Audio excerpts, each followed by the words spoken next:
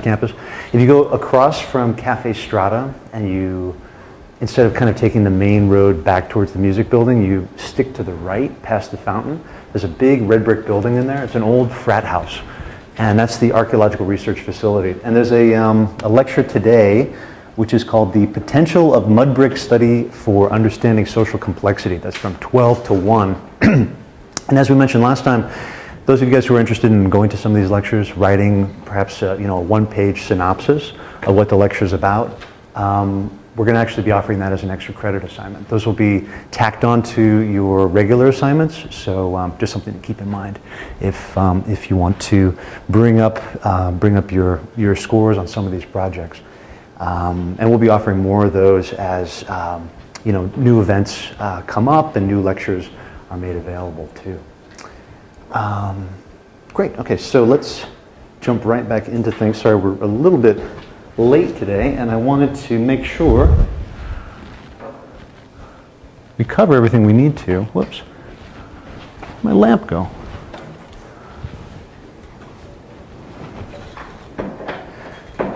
All right, so last time we left off looking at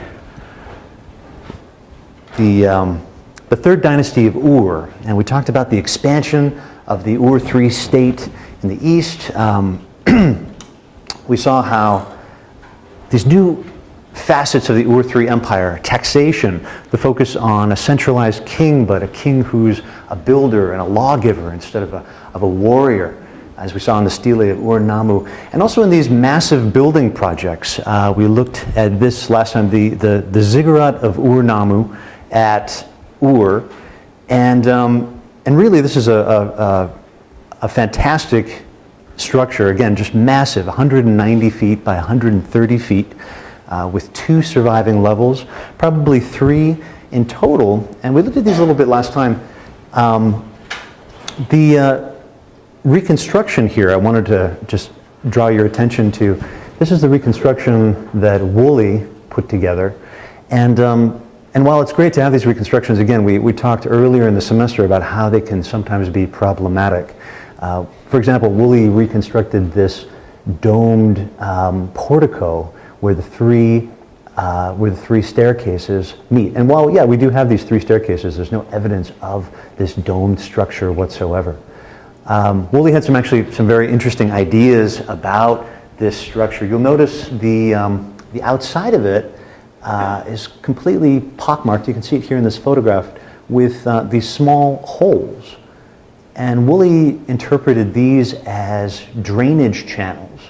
The idea being that, he thought that the entire platform was used for agriculture, sort of picking up on the idea of, we're familiar with the Hanging Gardens of Babylon.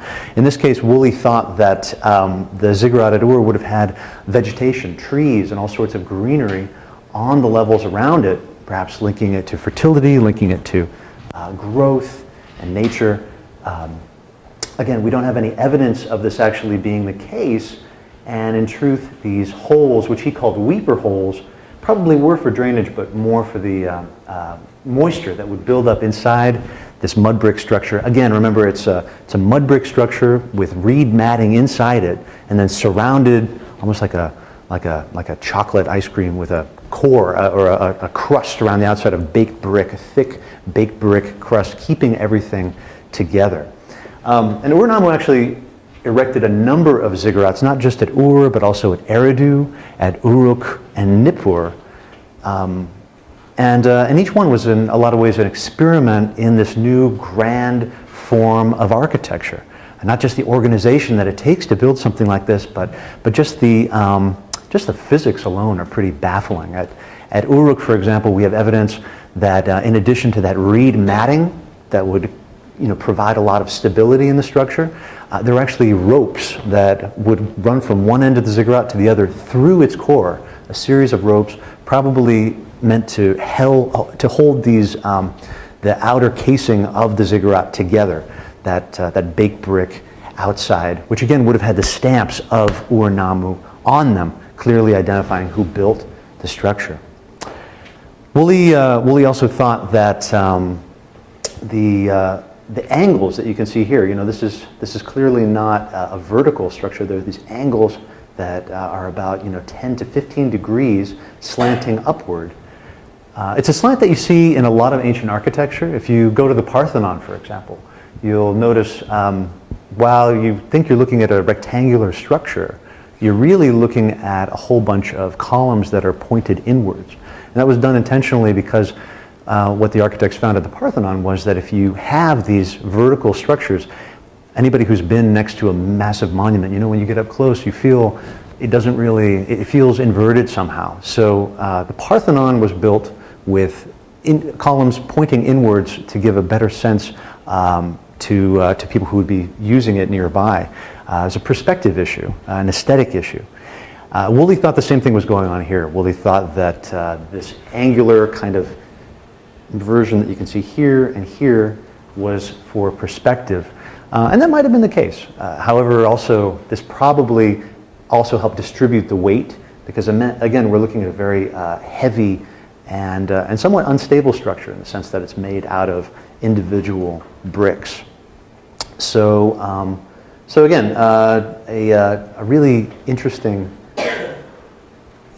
development in our sequence of temples, right? Our first true ziggurat with the temple at the top that isn't extant anymore. We don't have it. There are later texts that talk in terms of these upper levels sometimes being encased in precious materials. Lapis lazuli, for example. So it's possible that this upper temple, again dedicated to the god Nana, a moon god at Ur, might have been decorated in something like, say, our comb mosaics. Probably not comb mosaics, because that's Uruk during the Uruk period, but some sort of decoration in addition to the niching we've come to expect. We looked at where this ziggurat fits in terms of a larger complex. Here it is, our 3 staircases leading to the top, and these massive double walls surrounding it. The main entrance to this complex, we have texts that talk in terms of a seat of judgment. A seat of judgment in this complex, right here to the south, this main entrance that sort of opens up the ziggurat. Again, perhaps maybe even a form of bent access approach. But a seat of judgment where Ur-Nammu, we believe, would have presided over, say, court cases and would have administered this very complex bureaucratic and legal system that we looked at in depth last time. Clearly, we looked at all of the laws of Ur-Nammu, our first set of law codes, and it's the seat of judgment where he might have carried these things out.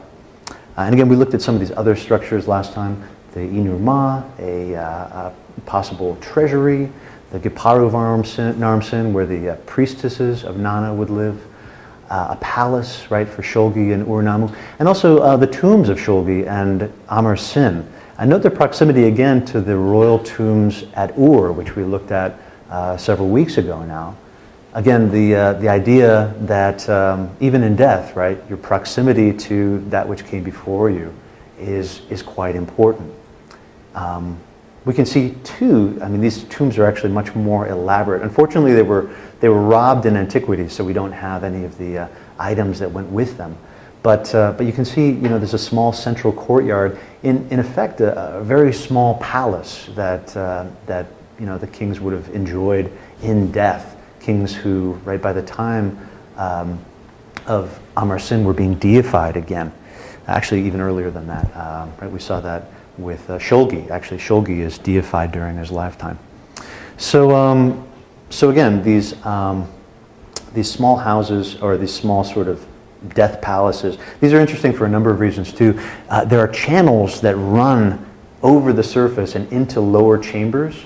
These sort of channels that would have held some sort of fluid. They were interpreted as drainage. Other interpretations are these channels were libation stations, where you could come and actually pour libations, and the material you were pouring, whether it was wine, whether it was some sort of food stuff, you were making a ritual offering to these deified kings, and it would run into these holes and down into the graves where, we assume it would nurture them in some capacity. So a lot of ritual activity taking place in this area, as you can see. So again, yeah, just a fantastic structure, and one that we haven't seen the like of yet. We looked at another structure dating to this period, Shu Sin, the Temple of Shu Sin at Ashuna, which is Tel Asmar. And this later structure that abuts it is Governor's Palace. Again, a palace because we have the central courtyard and probably what is a throne room here. This is something that, again, I'll draw your attention to. We saw these attributes of a palace as early as Ebla. Here at Ashuna at Tel Asmar, we see it again. We're going to be talking about Mari next time, so keep palaces in the forefront of your mind. But in terms of the Ur-3 period, that Shu Sin temple again to the deified king Shu Sin, now with a few new attributes, right? Towers, flanking towers at the entrance, and a straight access that goes all the way to the back. But still, right, drawing on those earlier motifs we've seen before, for example, a niched mud brick facade, a true Mesopotamian temple in its own right. So, so again, I just wanted to kind of touch base on those. So we've seen the rise of this complex bureaucratic state, which grew out of cities like Ur, Uruk, and Eridu, which later encompassed Lagash, even Susa to the far east. The first that imposes standardized taxes and tributes on foreign peoples, with its emphasis on kingship and regulation that we see in texts, art, and the monuments of the period.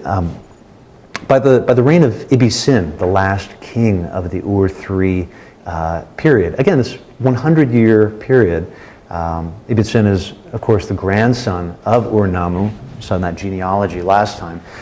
The machinery of this Ur-3 state begins to fall apart. And there are a number of reasons that lead to this. For one thing, we saw that taxation in the Ur-3 state, or the Ur-3 empire, was incredibly high, up to 48%. And 1 in 5 slaves of the period, right? Slavery, of course, is indentured servitude we talked about last time, is being enslaved during their lifetime, born free but then being enslaved. We have records from later in the period that talk about a famine that ripped through the area, driving up the price of grain by 15 times its original cost. The rates of taxation, however, didn't change. So you can imagine what that would have done to people trying to survive.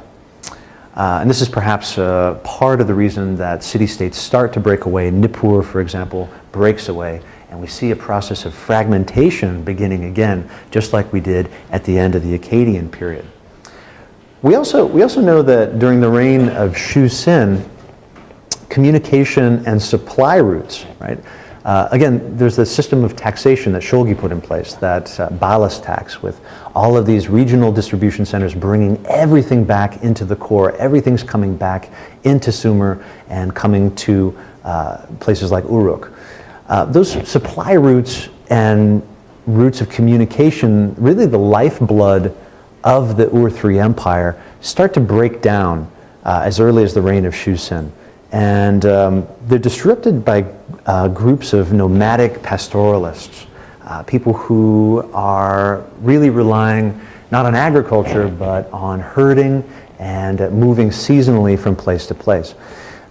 We know them as Amorites during this period, the people of Amuru. And typically, up until this point, they've stayed very much to the northwest. They've been sort of sandwiched up in Syria and what's modern, the Levant, right, modern Jordan and